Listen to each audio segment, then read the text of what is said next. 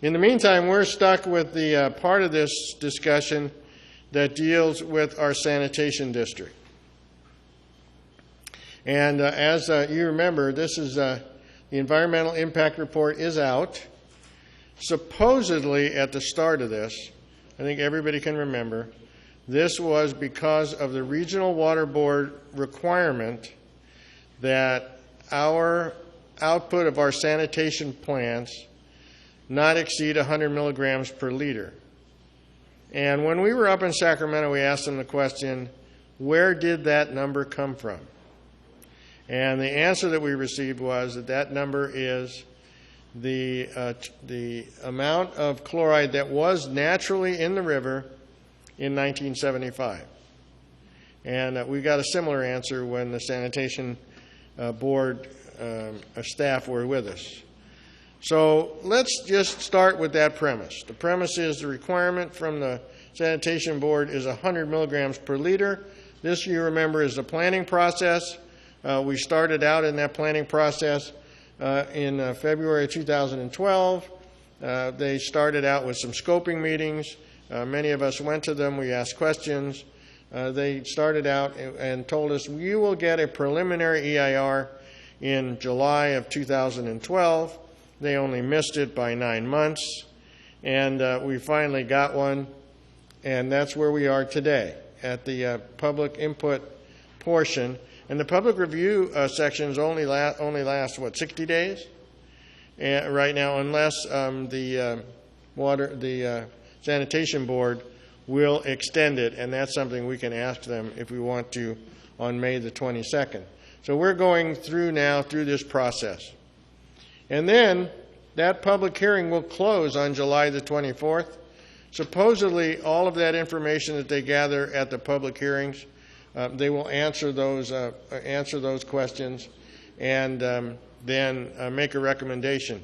And that's one of the things I thought was very interesting, because here, like I said, is the executive summary. Executive summary is pretty good as far as indicating what's going on in the EIR. But the EIR itself, I think what you're going to find is not exactly a real project. It's not a project that they absolutely have defined and said, we can go forth with this thing and we can implement it. And we'll show that to you quite a bit. Now, if you want to see this stuff for yourself, you can go out to the LA County Sanitation District website. When you do that, you can just go right to their website, and right on their front page, they lead you to this URL where you can download the whole thing, or you can download pieces of it, whichever you desire, and take a look at it. That information, they also tell you that if you have questions, you can call Mary Jacobs. Mary Jacobs has been out here before. She was right here at the County In-Country Advisory Committee with Basil Hewitt last time, and she is very willing to answer any question that you ask. So I went down, when I went through the thing, I read option 4 5 or 6 times. I went to the information meeting. I still wasn't really sure what it was. I called Mary and we walked through it again, and she gave me a really good indicator of what it is. So we'll talk about it today. Hard copies of this thing are available for your review, and you can see that they certainly are interested in letting us see it. So you can find it in Torrance or Fillmore or where else, but you can. The hard copies are at the City Council counter. They are at the libraries, and they are hard copies, and you have to review them right there. You don't get to take them out, and it's a ream and a half of paper when you see the whole thing. There's a lot of stuff to look at. We talked about this before, and hopefully when you hear this presentation and you put that together with all the other things you're going to be able to go to that May 23rd meeting, and you're going to ask real questions. And the more real questions and the more pointed questions that we ask them, I think the better. Basil is going to make the presentation again. And then he is going to come to the Canyon Country Advisory Committee. You're going to find that he's going to be here next month as well. So we'll have another opportunity to ask him questions. But then on June 4th, 5th, and 13th, those will be the public hearings. And at those public hearings is where you want to then come back with the questions that the answers that you've received, formulate your opinions, let them have it, and then they will input and make that as a part of the EIR process. Everybody remembers this picture, and I think the picture is important. One of the things that's very frustrating for me is that I find that whenever the sanitation district is trying to sell me something, the numbers are really good. And whenever I make a suggestion and say, well, how about that? The numbers get really bad. And so I've made the decision that from this moment on, when I deal with the sanitation district, I'm going to use numbers out of the EIR. And when they want to change those numbers, I'm going to get very aggravated. And one of the things that I'm going to write at the beginning of this thing when I talk to them at their informational meeting is I'm going to remind them that they were here 3 years ago and tried to sell us a reverse osmosis plant with brine line deep well injection. And at that time, they told us it would only cost $250 million.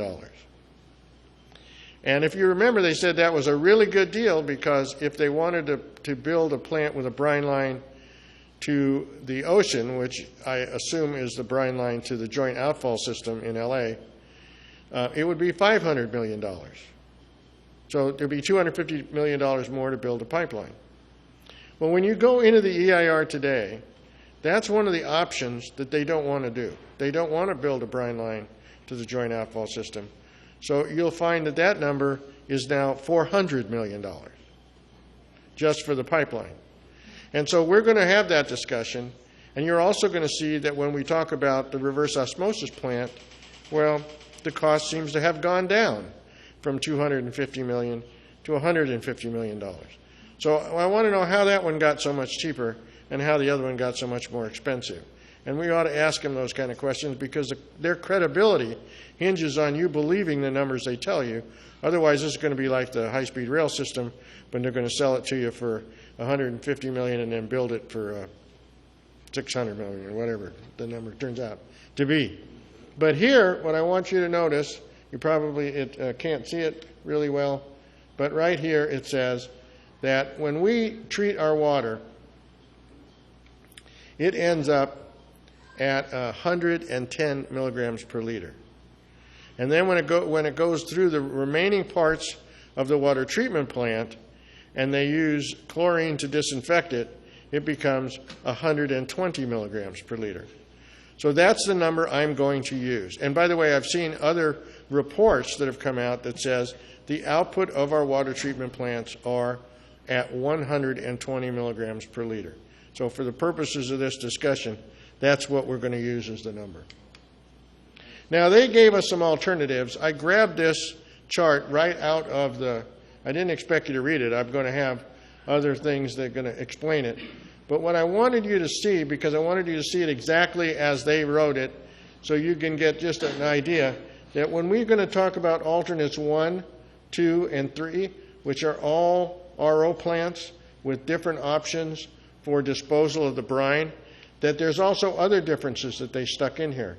Notice that this is missing from there. So on option 1, UV disinfection is not there. And that has to do with what they told me was penciling out the cost of UV disinfection and a smaller size pipeline, or not using UV disinfection and having to take more salt out of the wastewater with RO and then having to build a bigger pipeline. And so they claim that was the least expensive option.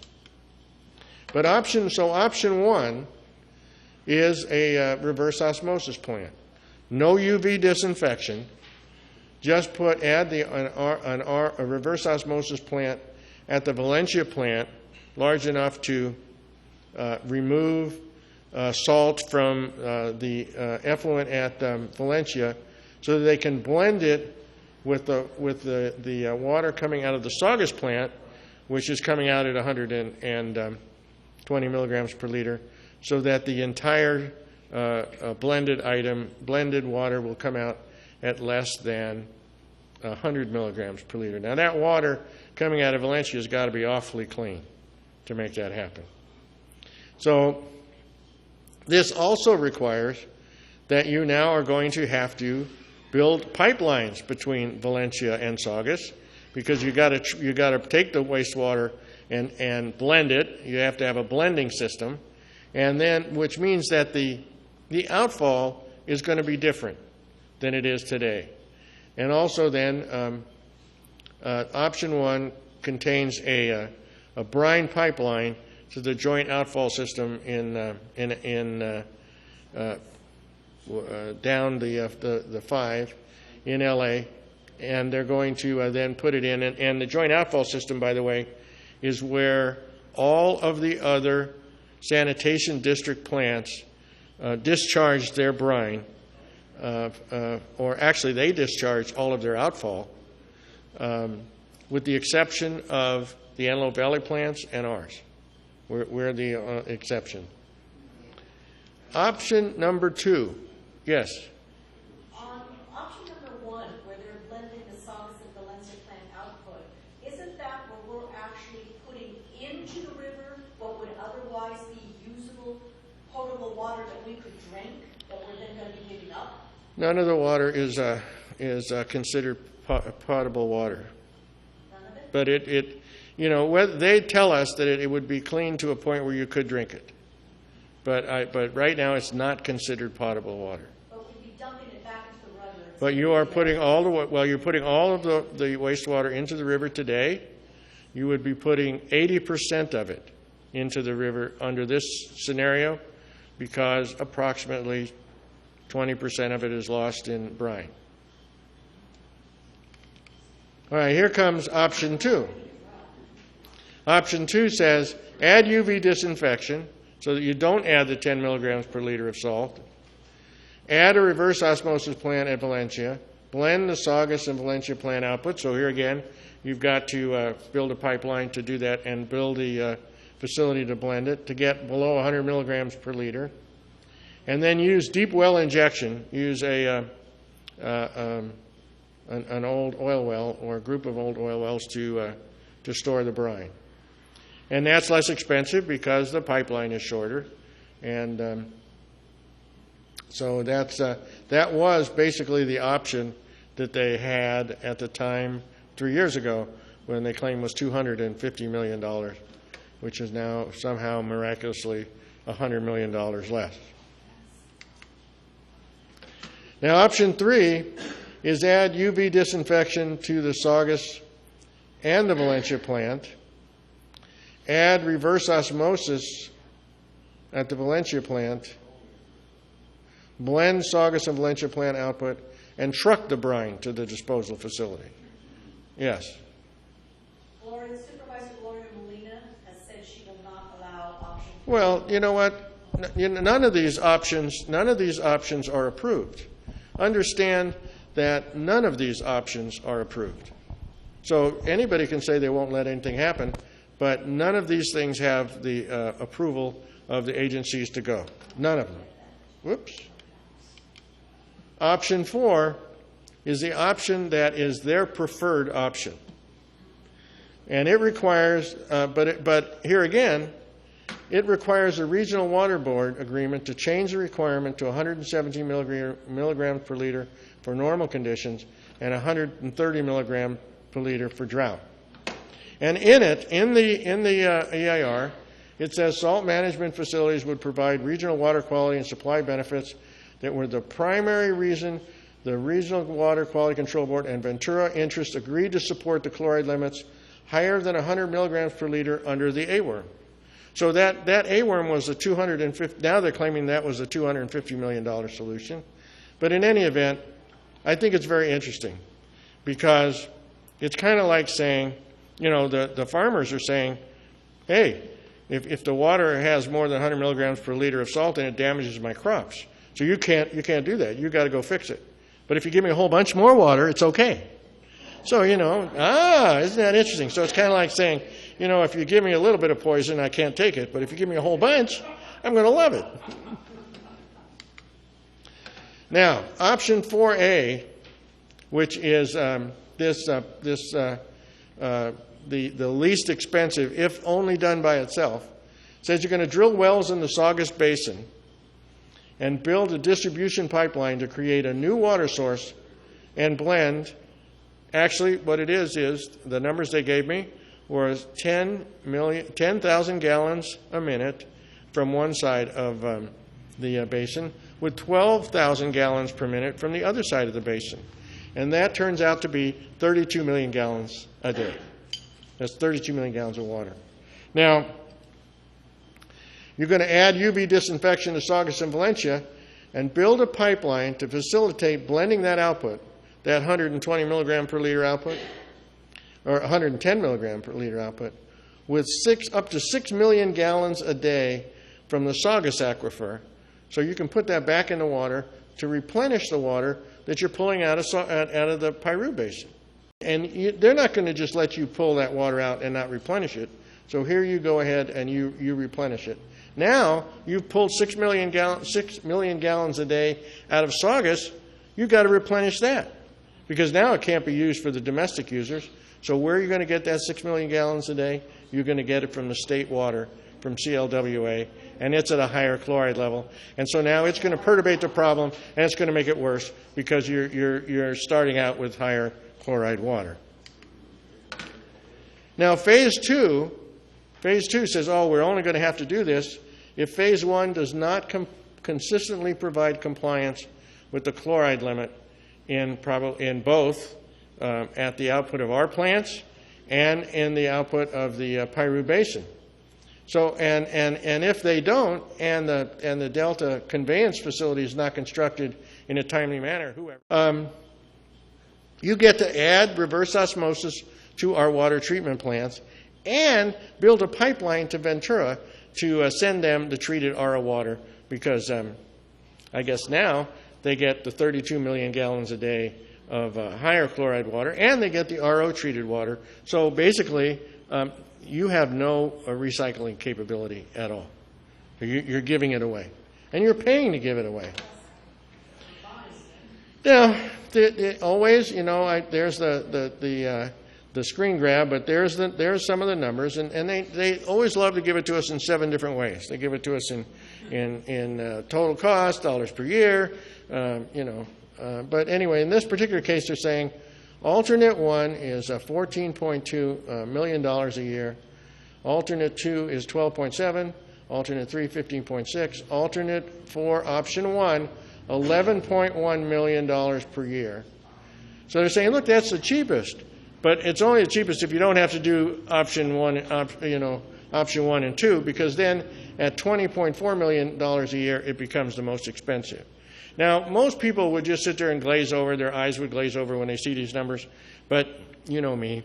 I just happen to know that $270 on your tax bill equates to them collecting $22 million.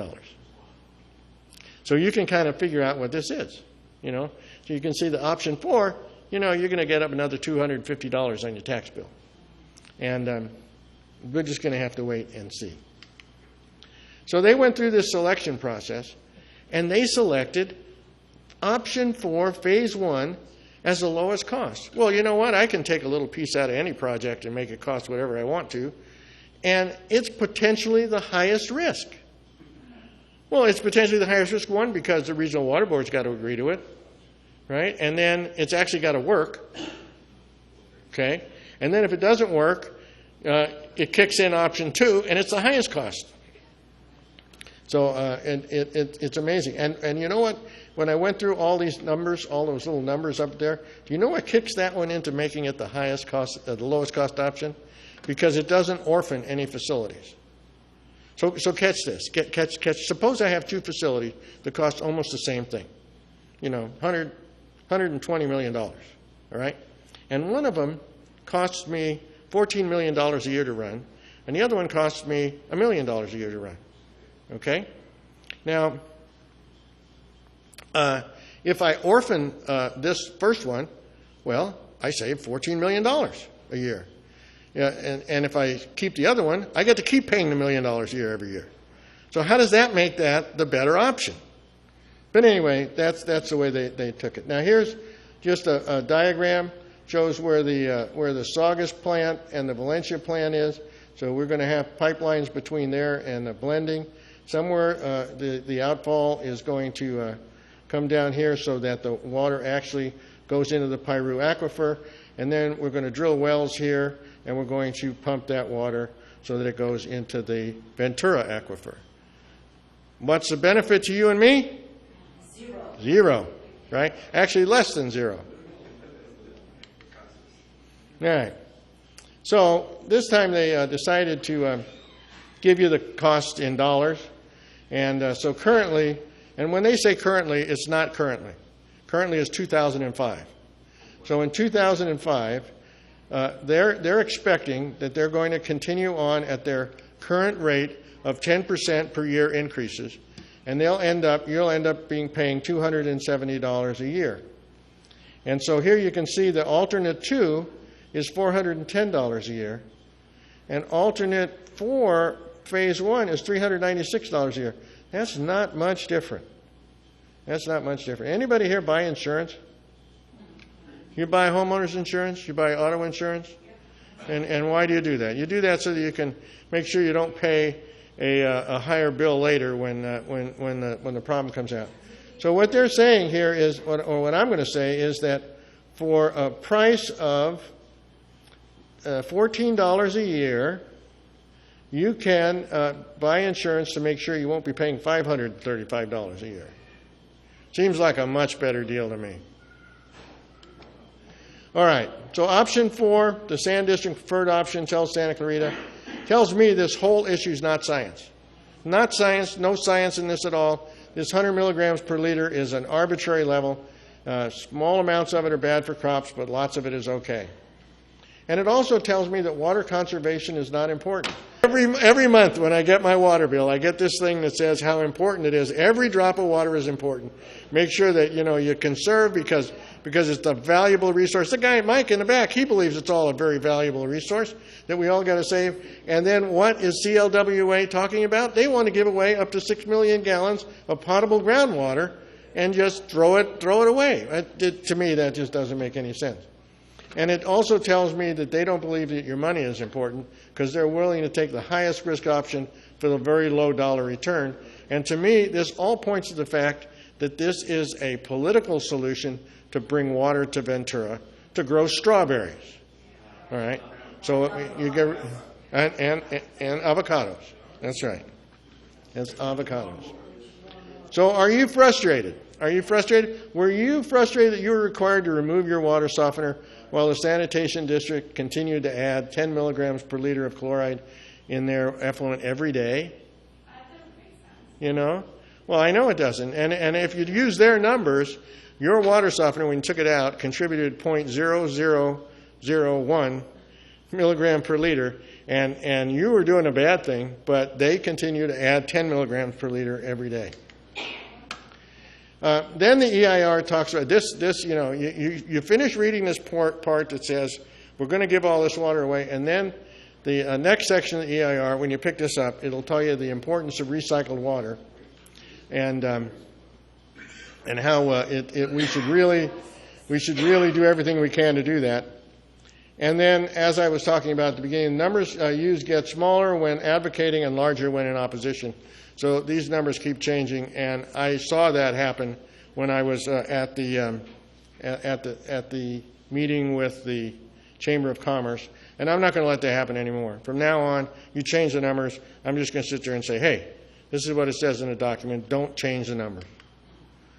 So I have my option 5 plan. Hey, everybody can have a plan, right? I want a plan too. My plan says add UV disinfection of Valencia and Saugus water treatment plants and eliminate the remaining offending water softeners. It just happens, I just happen to have the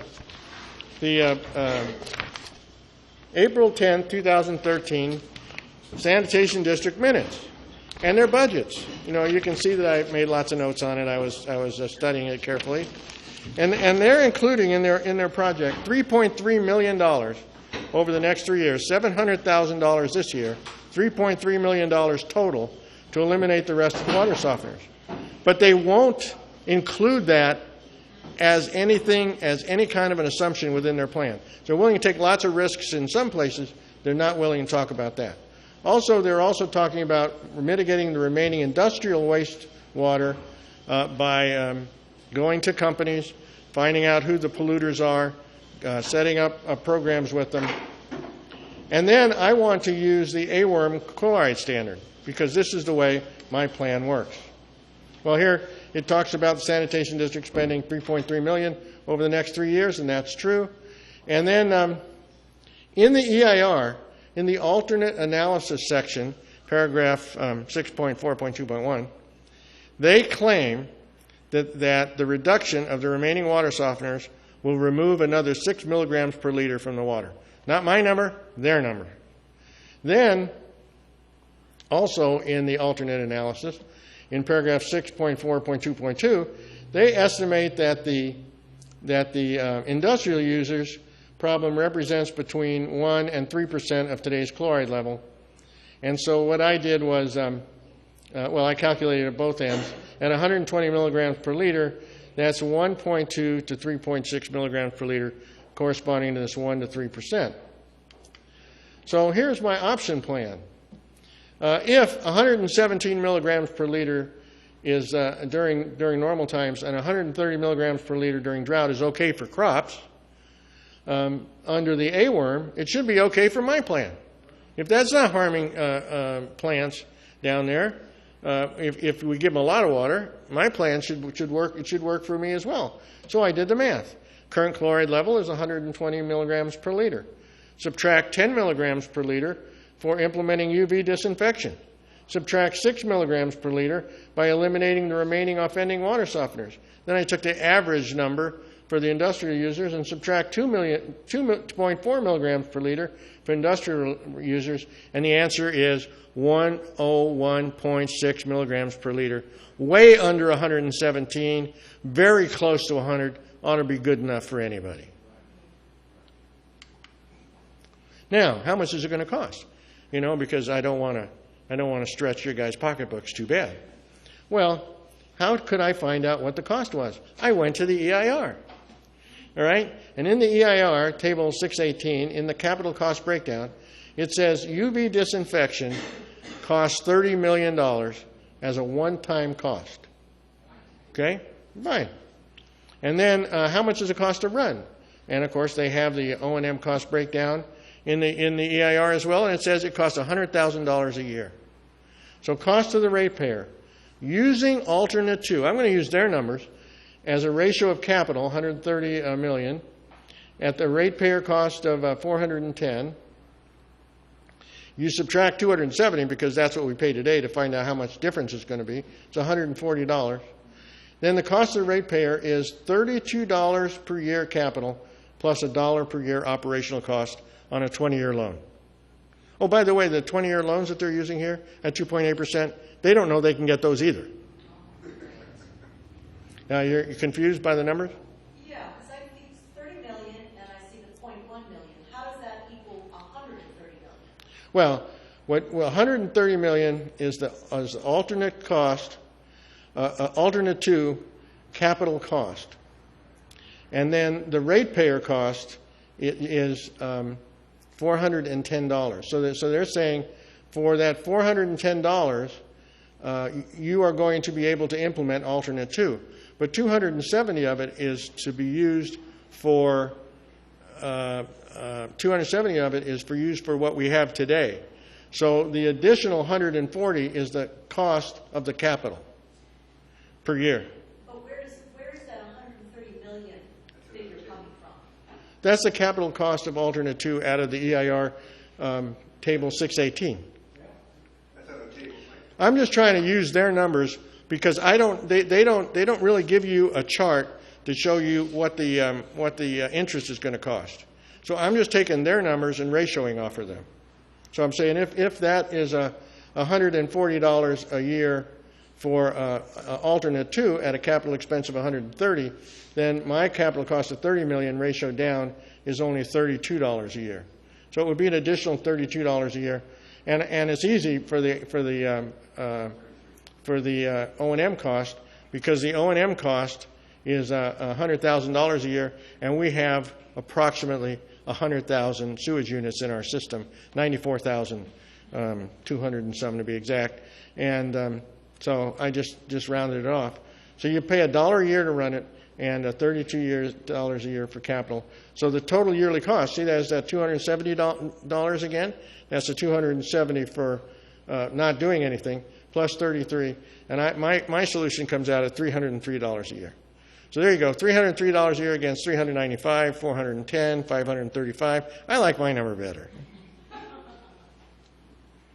Yes, sir. Did you catch in the letter they sent to all of us that testified earlier? Did you catch in the letter that they sent to all of us that had testified earlier when they explained their reverse osmosis option, that they carefully slipped in there that the product water, that's the pure water that comes out, may be piped to Ventura? We're going to pay for it all, and the water is going to Ventura. Yes, actually that's also in the EIR. It's an option in the alternate solutions. I didn't want to complicate it that much, but they also talk about it, an optional effluent pipeline to Ventura for all the options. So, you know, what it tells me is none of these are firm. Not even the ones that are supposed to comply with what the Regional Water Board says. Nothing is firm. I wasn't talking about the effluent. I'm talking about the pure water coming out of the RO plant. Yes. They're calling it the product water. May Okay. be piped to Ventura. Right. Well, they said that in option in alternate 4 option 2, definitely, and they said that about the other RO plants in options 1, 2, and 3 in the alternate analysis in that section of the ER in section 6. Yes. So, Al, you said that alternative 4, phase 1 is including the build out of the Delta project, the State Water Project, the Delta alternative. Okay.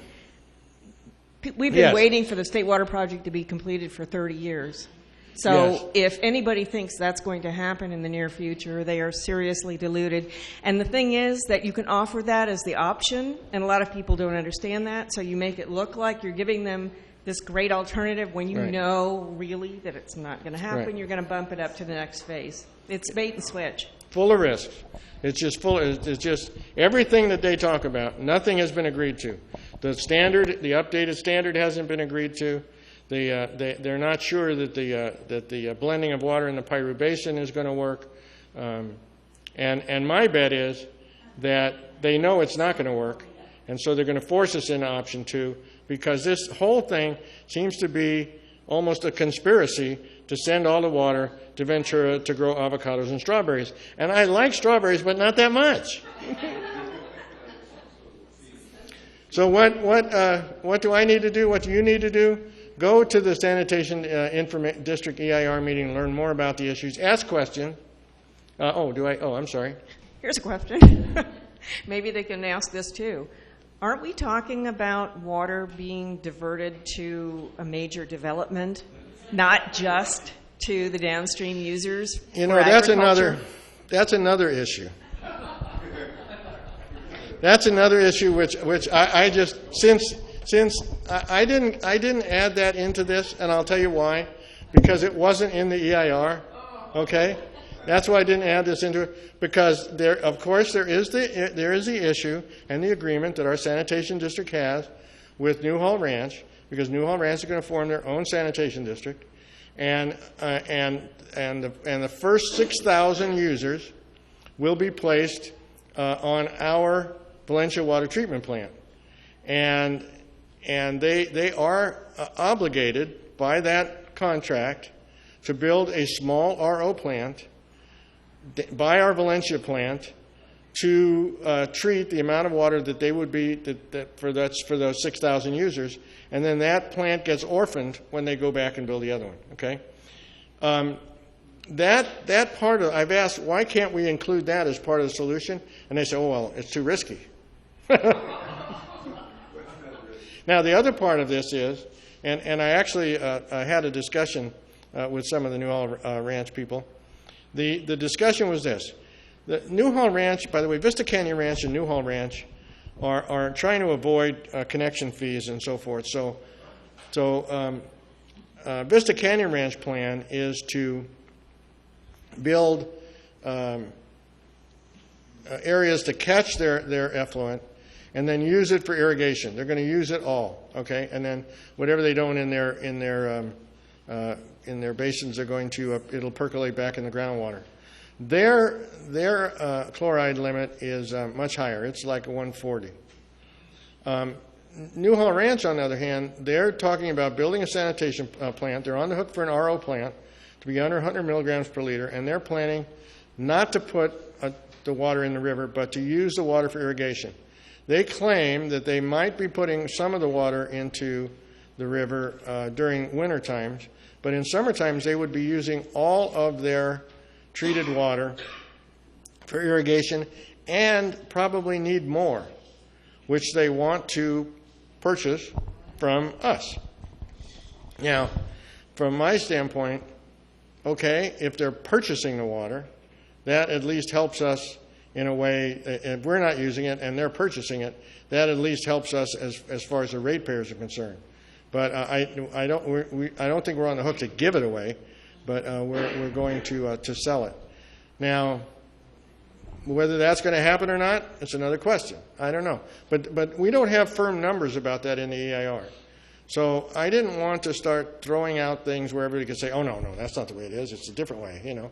I want to talk about things that are so specific in the EIR that when I go to the meeting and talk to them, they can't tell me, oh, it's a different number, because I'm going to just say, hey, wait a minute. Hey, here it is. Look at your number right there. So, okay, at least go to at least one of the public meetings and put in your objection to alternate 4 and vote for your favorite, alternate 5. And then attend the May 22nd Sanitation Board meeting at City Hall and tell our elected officials about their objections. I'm tired of listening to them. I'm tired of listening to them tell us that they're doing everything they can when it doesn't seem like they are. Yeah.